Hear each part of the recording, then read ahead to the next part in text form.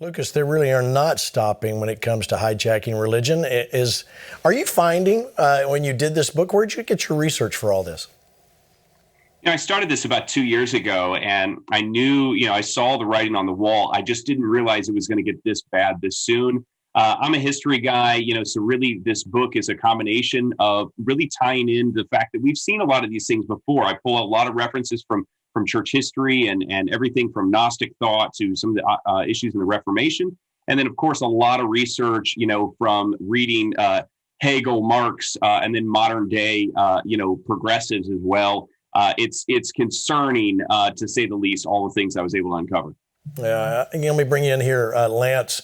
I mean, we've been talking about this. We've been warning folks about this, and here we are. I mean, the fact it's infiltrated the church is really beyond belief for most Bible-believing Christians who grew up in the 50s and the 60s. Where are we at? Yeah, well, and so Jesus said, take heed what you hear and take heed how you hear. And I think what you're looking at is the phenomena of association, that whatever circle you're in, whatever environment you're in, whatever constituency you're going to for your information has the power to almost push past the discerning meter that is in most people in the last days, so that you literally become propagandized by the viewpoint of others. So that's why programs like this are so important. When Lucas says the left divides the Christian vote, what is tragic is that the left, as bizarre and as overtly evil as the agenda is, that you still have Christians that are going to fight people like us and defend that proposition.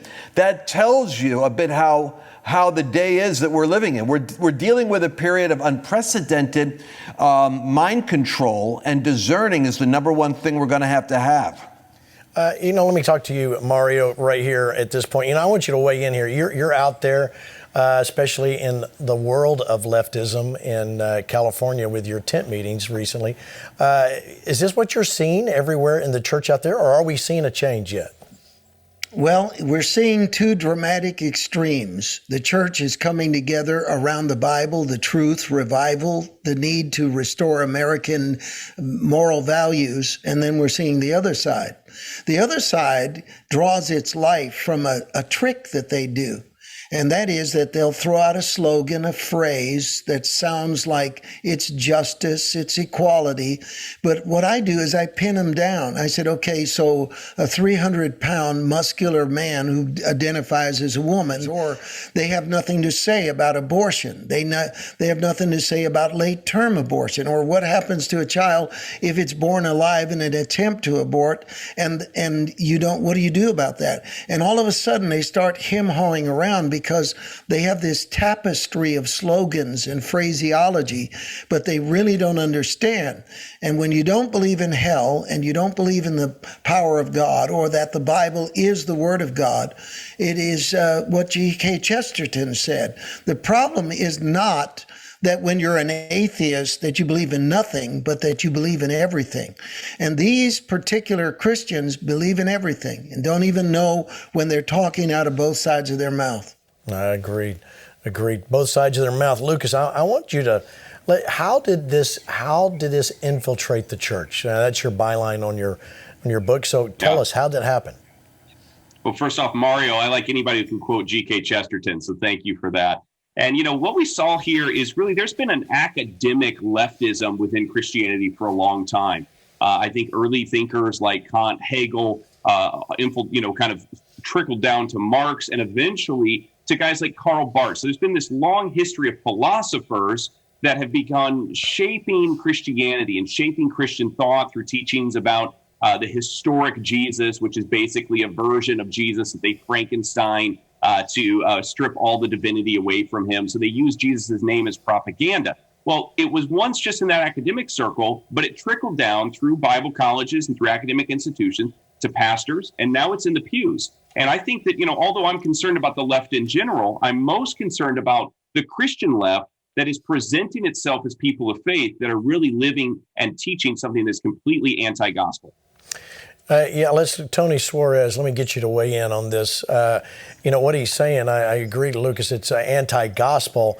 It's shocking that I'm sorry, but I'm still in the background going, how did this get in the church? Tony, give me some input here.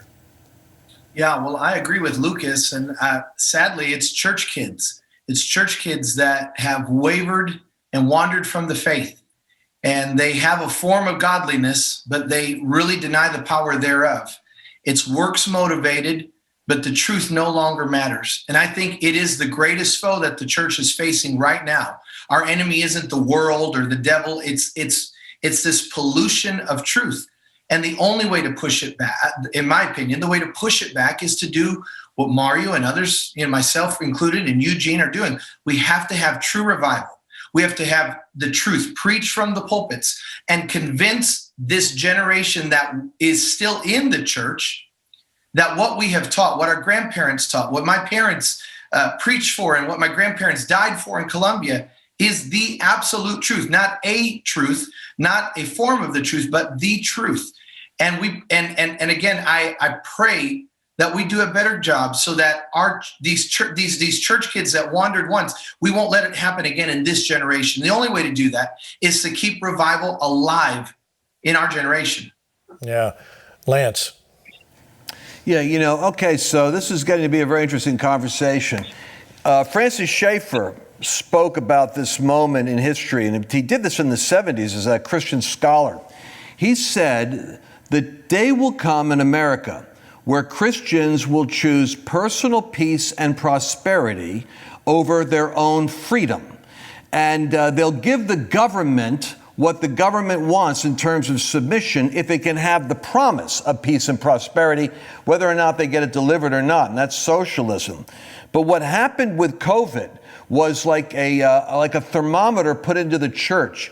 We caved in and shut down too fast, trusting government, trusting data. And then we stayed shut down too long, trusting government, trusting data. Then November 3rd happened, and a whole bunch of Christians who aren't necessarily on the left, they're actually conservative. So we have to raise the bar in terms of resisting the trade-off of peace and prosperity for shackles submitted to government. How do we do that, Lucas? Lance is absolutely right. I mean, the left talks all the time about the separation of church and state. In reality, the left wants a church that is subservient to the state. I think that the church has to rise up. And I don't mean violently or anything like that. We have to be bold with the message. We have to stand for truth. We have to call things out. This is not the first time the church has fought heresy before, nor government overreach. And so we have examples, to be able to really walk through in this. And it's going to take self-sacrifice. It's going to take living selflessly, embodying the gospel, not having fear of self or fear for our life, because we have a hope in eternity. We can do it smart. We can do it wise. We can do it through leveraging influence. But one thing we can't do is we can't sit back and do nothing.